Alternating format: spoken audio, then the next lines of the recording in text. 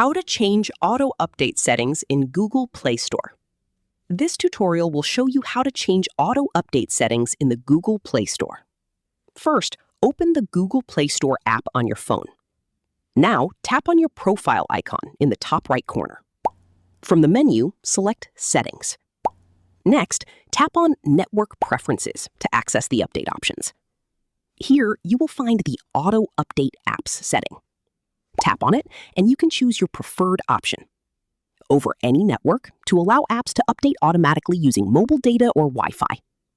Over Wi-Fi only to update apps only when connected to Wi-Fi. Don't auto-update apps to stop automatic app updates completely. After selecting your preferred option, the changes will be saved automatically.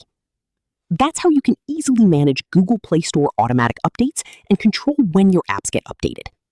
If this guide helped you, make sure to like the video and subscribe for more useful Android tips and tutorials.